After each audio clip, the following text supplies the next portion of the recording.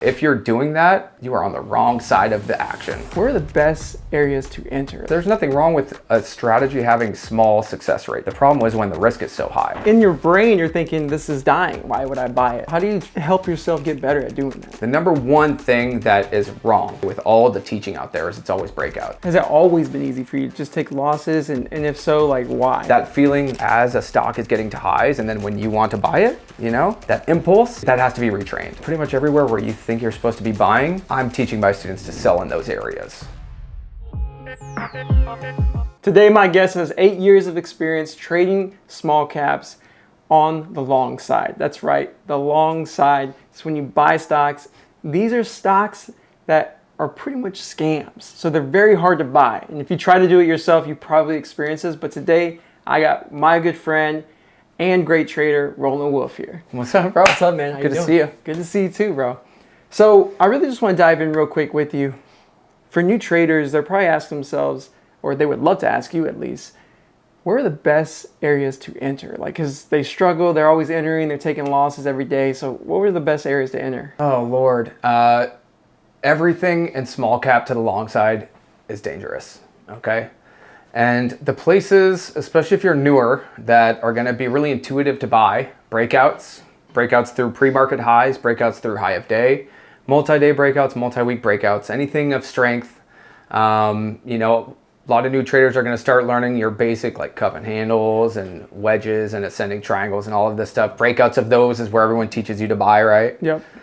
Anything with the word breakout, right, is going to be very attractive to most new traders. And the very first thing that I do when I get a trader as a mentor right now is to try to break them of that immediately. It's like the number one thing that is wrong, in my opinion, okay, with all the teaching out there is it's always breakouts. It's always chasing strength. And specifically with small cap, if you're doing that, you are on the wrong side of the action. Yep. Almost all the time. And for those who have already tried it, you already know what I'm talking about. You know what I mean? You enter the stock because it seems like it's going up, it's making new highs, so it's going to keep going higher without ever asking yourself, where's my risk? Where is this actually going to go? And then where can this realistically go beyond this breakout? There's no idea of risk reward in these areas. It's just get in impulsively. And at the end of the day, when you're wrong, it's the top. There's no margin of error there. You're just wrong. And for some reason, it's like the 1 in 10 that work for people that keep them doing it. It's insane. Yeah, They're like, well, I know it works. Maybe I'm just not picking the right one and I got to... No, it's not going to work forever. Yep. Once in 10 or once in a great while. The problem is there's nothing wrong with a strategy having small success rate to be. The problem is when the risk is so high and undefined, okay? That's a big deal. Pretty much everywhere where you think you're supposed to be buying, I'm teaching my students to sell in those areas. Yes. You kind of flip the thing completely. And as opposed to always trying to buy strength, for me, I would definitely say start learning to dip buy stocks. That's where if you can come from that frame of mind where when stocks are going down, that's actually kind of what gets your juices flowing. You know what I mean? That feeling that I only know because I was there and it didn't work. But that feeling as a stock is getting to highs and then when you want to buy it, that impulse, that has to be retrained. That is where I sell now. That's where my impulse is, let's sell some. And in the areas where I used to be super fearful to buy, way under VWAP, it looks dead maybe, are the areas that we're seeing reversals back towards highs a day.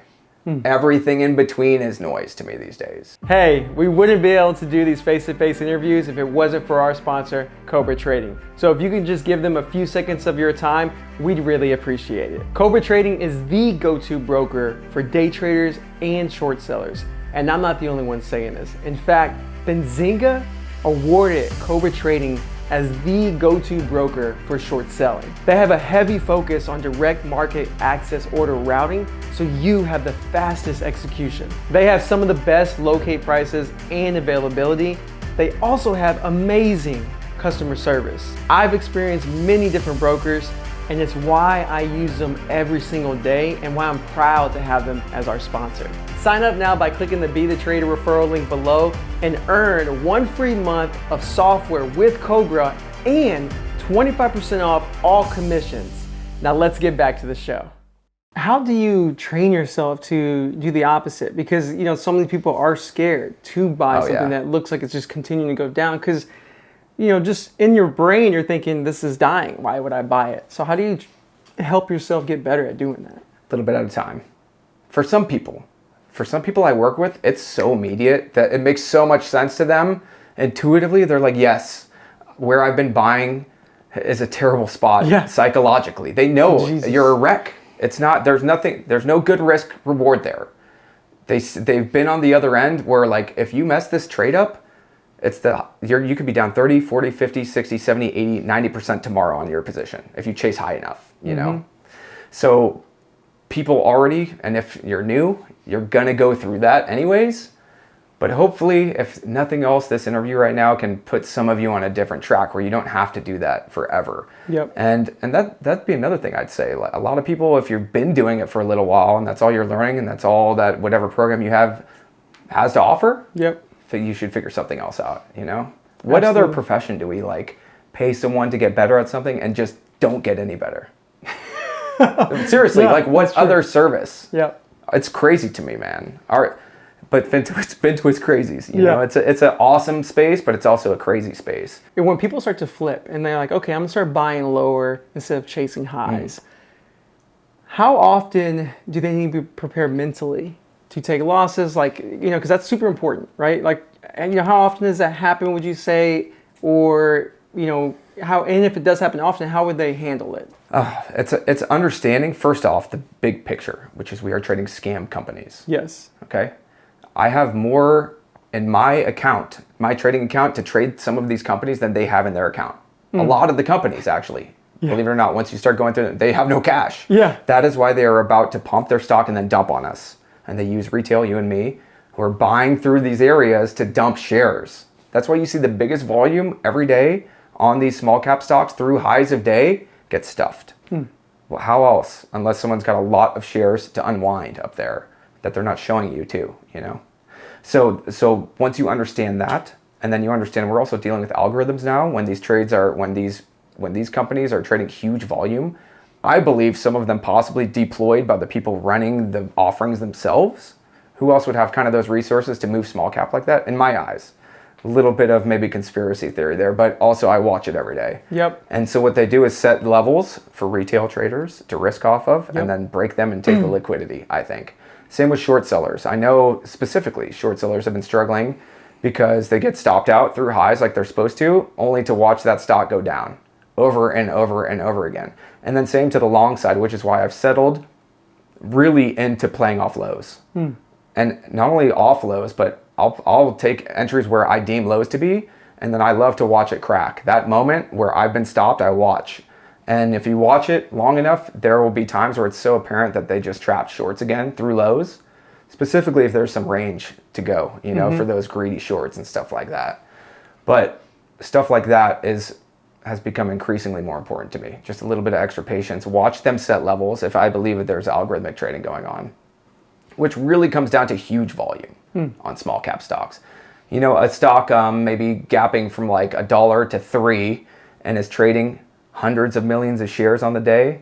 Maybe the morning it's traded 50 million shares and traded in a 10-cent range, and the float says it's 2 million shares. You know what I mean? Like astronomical amount of volume and float rotation and no movement in a stock. That doesn't make sense unless it's being completely controlled. That's true. So it's our opinion for sure. I believe it. It's the lens in which I look at it, and I'm telling you, and being stopped out at the levels I get stopped out at has led to a little bit more creativity lately. Has led to me getting stopped out less because I've been a little bit more patient, understanding that these levels are going to be breached, and then watch the liquidity there, watch the tape there, and then if it holds, there've been some really good trades for me there in those spots. Has it always been easy for you to just take losses, and if so, like why? Like, because some people can't handle that. Well, I started with Sykes, and his number one rule, cut losses quickly. And I watched his trades, I tried to kind of implement his trade patterns, which is really, really small losses and then good wins. And so right off the bat, I didn't understand anything but cut losses quickly. I don't know what that meant. I didn't know what risk reward was. It literally meant I would enter a stock, I would chase something. If it started spiking, I would get in it. And then if it went against me at all to where I could feel, and I was just feeling, You know, I'd be like, oh, I'm in. Oh no, it's going down. And I would sell it immediately when I got the heebies or it started breaching my entry pretty much. It was almost immediately. It was schizophrenic, nonsensical chasing. Yeah. With no idea of risk. It was my trading did not calm down until I started understanding the idea of risk, you know. Yeah. That, oh my gosh, and that didn't happen until I saw Trading Tickers 1. And I saw one of the best short sellers at the time and the height of his short selling powers at the time. Yep. How he went about getting risk. And not only did I realize, oh my God, he's risking and highs and he has a reward level, like he's got all this stuff going on with his trades, but the whole process behind it, you know, I was like, oh my God. And then not just that, but I'm buying where this dude is short selling. Yeah. Straight up, my entries match his entries. Yep. Your exits match his entries. My entries match his entries. Oh yeah. My entries match his entries. Correct, which is not good. No, it's not. You know, because when it went down and he's making money and I have to sell it back to him, he's buying it. Yep. So they matched. It wasn't good.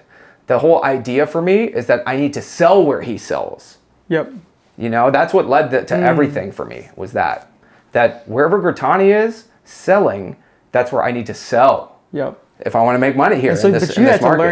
learn how to create an entry for yourself. Yeah. That gave you that risk reward because you were taught otherwise to buy the breakouts. Yep. Yeah, and that was just a trip downward. Yeah. It's just a trip down to trying to find how can I trade morning reversals, afternoon reversals, find the lows a day, noticing they go back to high a day. Yeah. If I didn't notice that they were actually getting back to highs and stuff like that, there'd be no reason to do that. But especially over the last year and a half, 2 years, they go back to highs. And then they get stuff there and they go all the way back to lows. So it's framed trades so well for myself over the last year. So before we start to wrap this up, man, I'd love for people to learn more about you because I know they're going to have questions. Yeah. So where can they learn more about you? Just right here on YouTube, man. Just search Roland Wolf on YouTube, Roland Wolf 86 on Instagram and Twitter. Those are the main spots. Perfect, brother. Well, thanks for being here, My man. Thank you.